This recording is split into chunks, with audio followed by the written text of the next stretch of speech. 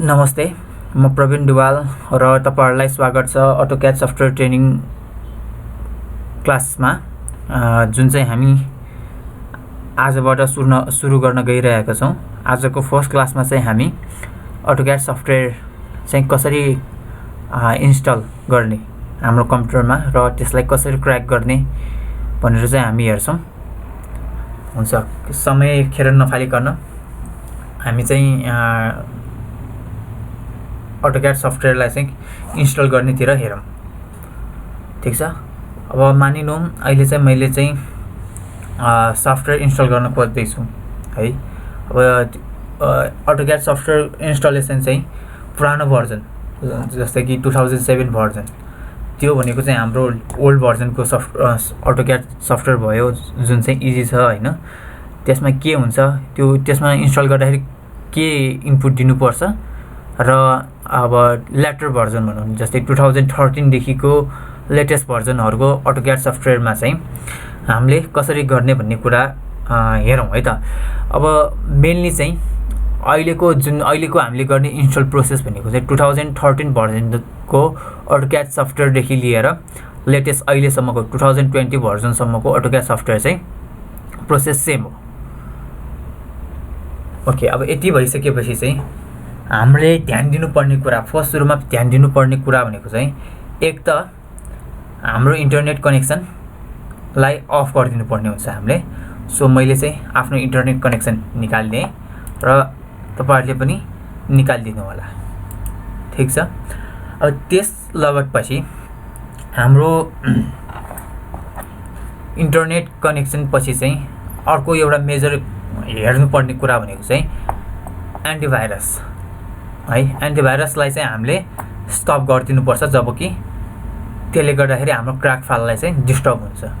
So antivirus of गर्ने अथवा हाम्रो डिफेन्डर अफ गर्ने तरिका, विन्डोज 10 छ भने तपाईहरुको चाहिँ विन्डोज डिफेन्डरलाई चाहिँ अफ गर्नु पर्यो, जुन थ्रेड प्रोटेक्सन चाहिँ रियल टाइम प्रोटेक्सन चाहिँ अफ गरिदिनु पर्ने हुन्छ है। सुरु गरौँ हामी चाहिँ डिफेन्डरलाई कसरी अफ गर्ने भन्ने कुरा। हामी स्टार्टमा जान सक्छौं। स्टार्टमा गएर हामी विन्डोज डिफेन्डर भनेर अथवा विन्डोज सेक्युरिटी है। ओके, विन्डोज सेक्युरिटी हो, यसको लागि चाहिँ विन्डोज सेक्युरिटीमा क्लिक गर्ने। सो मैले यसलाई ठुलो पारेँ। अब यहाँनिर हैन हाम्रो भाइरस एन्ड थ्रेड प्रोटेक्सन हुन्छ है। भाइरस एन्ड थ्रेड प्रोटेक्सन गइसकेपछि हाम्रो virus and threat protection setting छ। करेन्ट थ्रेड भयो, करेन्ट थ्रेडको तल भाइरस एन्ड थ्रेड प्रोटेक्सन सेटिङको म्यानेज सेटिङमा जाने र यो रियल टाइम प्रोटेक्सनलाई अफ गरिदिनु पर्यो। यसलाई एस गरिदिउँ। यो भनेको चाहिँ के हो भन्दाखेरि हाम्रो प्रोटेक्सन रियल टाइम अनुसार यसले प्रोटेक्सन हाम्रो अब जस्तै यस बाहेक कसैको अपडेट भएको छ भने चाहिँ सायद एभास्ट होला, कसैको क्यास्पर स्काई होला हैन, त्यो सबैमा पनि त्यसभित्रको सेटिङ गएर है कसैमा त्यो इन्स्टल छ भने चाहिँ हाम्रो रियल टाइम प्रोटेक्सन चाहिँ यसरी अफ हुने र त्यसमा चाहिँ स्पेसिफिक एन्टिभाइरसमा गएर त्यसमा चाहिँ प्रोटेक्सन सेटिङ हामीले अफ गरिदिनु पर्यो। ठीक छ। अब यति भइसकेपछि हामीले यसलाई क्लोज गरिदिँदा पनि भयो र तपाईहरुको ब्याकअप फाइल जस्तो कि अहिले चाहिँ मैले ब्याकअप फाइललाई चाहिँ डेस्कटपमा ल्याएर राखिदिएको छु है। सो मैले यो ब्याकअप फाइललाई चाहिँ ब्याकअप फाइल भित्र गएर अब मैले चाहिँ 2020 भर्जनको इन्स्टल गर्दैछु। तपाईहरुले 2013 देखि सिमिलर प्रोसेस हो, केही फरक पर्दैन है लेटेस्ट भर्जनको इन्स्टल गर्नलाई। अब यति भइसकेपछि चाहिँ हाम्रो 2020 भर्जनमा हामीले इन्स्टल गर्दै छौं। सो यसलाई जिप भएकोलाई चाहिँ अनजिप गरिदिनु पर्यो। सो मैले यसलाई नै डबल क्लिक गर्दिए र हामीले एकछिन वेट गरौँ।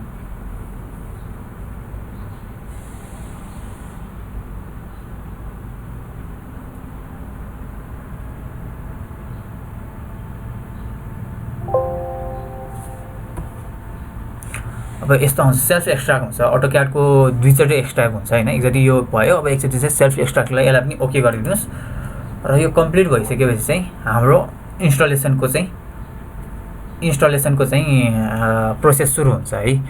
अब यो सेल्फ एक्सट्र्याक्ट भनेको चाहिँ के हुन्छ भन्दाखेरि यो एक्सट्र्याक्ट भएर कहाँ जान्छ भन्दाखेरि हाम्रो सी ड्राइभमा है। सी ड्राइभको ठ्याक्क तपाईले लोकल डिस्क त्यो सी ड्राइभमा ठ्याक्कै त्यहाँ अगाडि बसिरहेको हुन्छ एक्सट्र्याक्ट भएको फाइल चाहिँ। यदि तपाईले पछि बाइ चान्स ओपन गर्दाखेरि अटोमेटिक यो सकिसकेपछि अटोमेटिक सेटअप फाइल अन हुन्छ हैन। यदि नभएको कन्डिसनमा चाहिँ तपाईले सी ड्राइभमा गएर तपाईले सी ड्राइभमा गएर त्यहाँ अटोडेस्क भन्ने फोल्डर हुन्छ, त्यहाँ चाहिँ सेटअप रन गर्न सक्नुहुन्छ।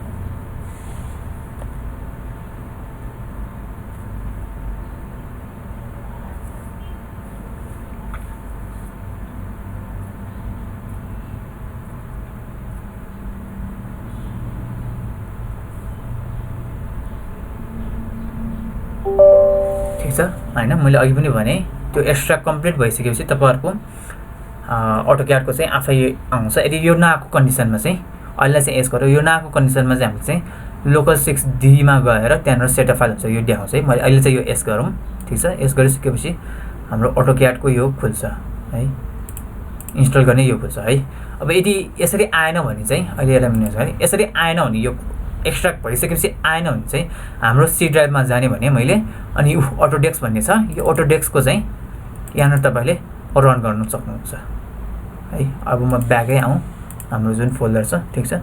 र हाम्रो यति भइसकेपछि हामी इन्स्टल नाउ गरेर छोडिदिनु पर्यो, ठीक छ। यो चाहिँ तपाईको एकछिन टाइम लाग्छ। आई एग्री गर्दियौँ, नेक्स्ट गर्दियौँ,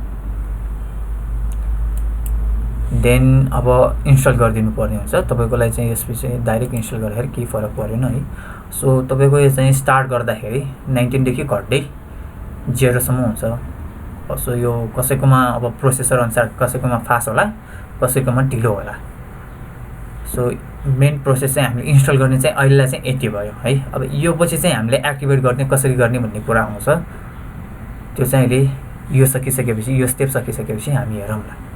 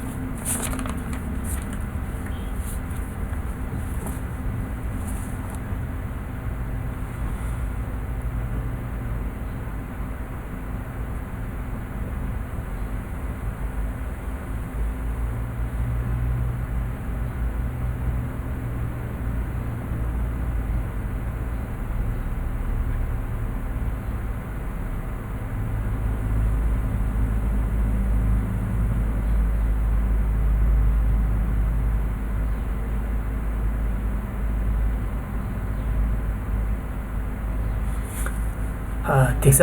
अब यति भइसकेपछि चाहिँ हाम्रोमा चाहिँ इन्स्टल भइसकेको छ र रन गर्नलाई चाहिँ रेडी छ। अब रन गरिसकेपछि यति भइसकेपछि हामीले इन्स्टल गरिसकेपछि चाहिँ यदि तपाईँहरूको एक्टिभेट भएको छैन भने चाहिँ अटोक्याड सफ्टवेयरको 30 दिनको लागि चाहिँ ट्रायल दिन्छ। ठिक छ, 30 दिनपछि चाहिँ तपाईँको रन हुँदैन। सो यसलाई फुल हामीले चाहिँ अब किनेर त सक्दैनौँ। सो हामी यसलाई क्र्याक गरेर चलाउँछौँ। ओके, क्र्याक गर्नलाई चाहिँ अब सुरुमा चाहिँ पहिला हामीले यसलाई लन्च नाउ गरिदिउँ। लन्च नाउ गरिसकेपछि हामीले चाहिँ अटोक्याडको अब 2020 भर्जन भएकोले यसरी खुल्यो मेरो। तपाईँहरूको अब स्पेसिफिक कुनै खुलेको छ भने चाहिँ यसरी खुल्छ है। अब तपाईँहरूकोमा आउने पनि यही कुरा हुन्छ। सो यति कुरा भइसक्यो। यसलाई लाइसेन्स एक्टिभेट गर्नलाई चाहिँ हामीले क्र्याक अथवा लाइसेन्स क्र्याक गर्नलाई चाहिँ हामीले चल्नुपर्ने हुन्छ यसपछि। अब यसलाई ओके गरिदिउँ है। ओके गरिसकेपछि अब यो कम्प्लिटली खुल्ला र यो सँगसँगै लाइसेन्स म्यानेजर पनि एउटा खुल्छ है।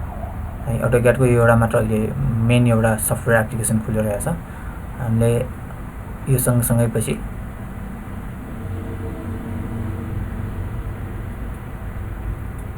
ठिक छ। अब यसमा चाहिँ तपाईँहरूकोमा चाहिँ यहाँनिर इन्टरस्टिरल की यहाँ पनि हुनसक्छ अथवा मल्टी युजर अथवा यहाँ इन्टरस्टिरल की भनेर यहाँ अर्को मेथड पनि हुन्छ है। अब नेटमा कनेक्ट छ भने चाहिँ तपाईँले चाहिँ अफलाइन मेथड गरेर गर्नुपर्ने हुन्छ। सो पहिले भने चाहिँ हामीले चाहिँ अब यहाँ इन्टरस्टिरियल नम्बर गर्नु पऱ्यो। तपाईँहरूको उसमा पनि खुल्छ है यसरी नै। र इन्टरस्टिरियल नम्बर गरिसकेपछि हामीलाई यहाँनिर केही अप्सन्सहरू आउँछ। एउटा लाइसेन्सको एउटा ट्याब आउँछ। तपाईँहरूकोमा चाहिँ यस्तो आउँछ है। डाइरेक्टली तपाईँहरूकोमा चाहिँ यस्तो आउँछ। यो जुन हाम्रो अटोडेस्कको अर्को लाइसेन्सको एउटा है, अटोडेस्क लाइसेन्सको यस्तो आउँछ। अनि यसलाई चाहिँ एग्री गरिदिनुहोस्, आई एग्री गरिदिनु। र अब एक्टिभेट गर्न जाँदैछौँ। सो एक्टिभेट गरिदिनु पऱ्यो। अब यसमा चाहिँ अब ध्यान दिनुहोस् है। यसमा चाहिँ हामीले सिरियल नम्बर भनेको चाहिँ तपाईँको 2013 देखि अहिलेसम्मको 2020 भर्जनसम्मको चाहिँ सिरियल की के हुन्छ भन्दाखेरि चाहिँ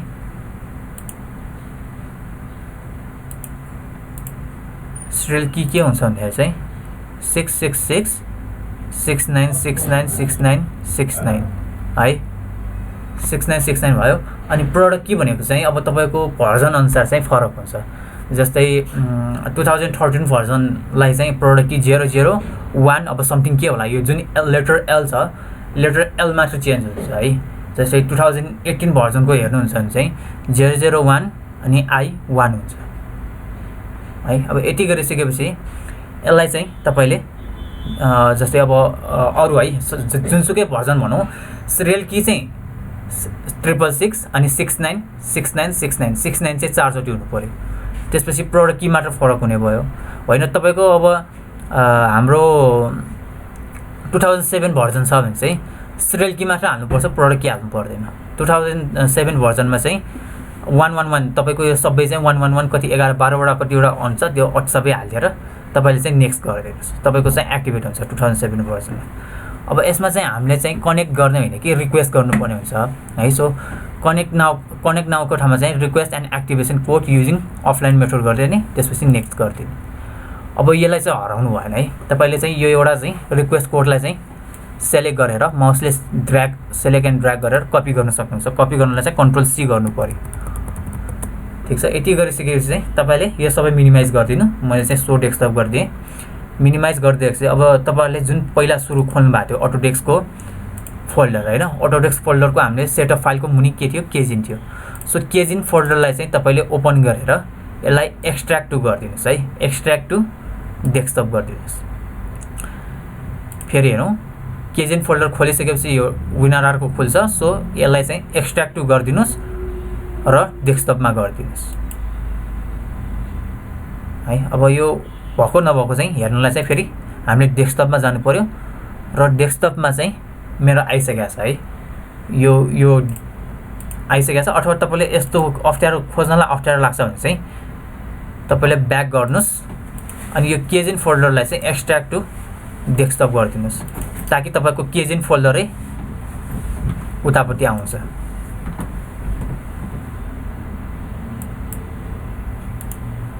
ठिकै छ, मेरोमा खुलेन। अब यति भइसकेपछि चाहिँ अटोडेस्क 2020 की मेकर भन्ने होइन, यसलाई राइट क्लिक गर्नुहोस् र अथवा तपाईको यहाँ अरु कुनै भर्जन छ भने यस्तै आउँछ है अटोडेस्क जुन केजिन भन्ने फोल्डर हुन्छ यसलाई चाहिँ एक्सफोर्स को अथवा एक्सफोर्स एक्सएफ भनेर एउटा लोगो देखाएको हुन्छ त्यसलाई चाहिँ राइट क्लिक गर्ने रन एज एडमिनिस्ट्रेसन गर्ने ओके गर्नु पर्यो है क्र्याक गर्नलाई चाहिँ तपाईहरुले यो रन एज एडमिनिस्ट्रेसन गर्दिनु पर्ने हुन्छ जुन अब अघि पेस्ट कपी गरेको पेस्ट कोड छ त्यसलाई चाहिँ यहाँ पेस्ट हान्दिनु पर्यो र एक्टिभेसनमा जेनेरेट गर्दिने अनि प्याच गर्दिनु पर्यो अब यसलाई चाहिँ डबल क्लिक गर्दिने एक्टिभेसन कोडलाई डबल क्लिक गर्दिने अनि कपी गर्ने अब यसको काम सकियो है यसलाई क्लोज गरिदिदा पनि भयो ब्याक गर्ने त्यो कपी गरिसकेपछि चाहिँ हामीले ब्याक गर्नु पर्यो अझै ब्याक अनि I have a activation code भन्नेमा चाहिँ क्लिक गरेर तपाईले यहाँ पेस्ट हाल्दिनु पर्यो लास्टमा चाहिँ अलवेज जेड एउटा मात्र अल्फाबेट हुन्छ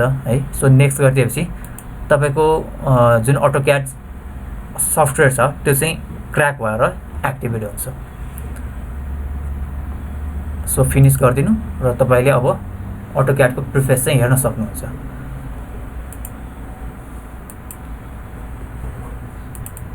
ठीक छ अटोक्याडको तपाईको स्टार्ट गरिसकेपछि आउने इन्टरफेस भनेको चाहिँ यस्तो हुन्छ अब यतिमा चाहिँ कोही साथीहरुलाई कन्फ्युज छ भने चाहिँ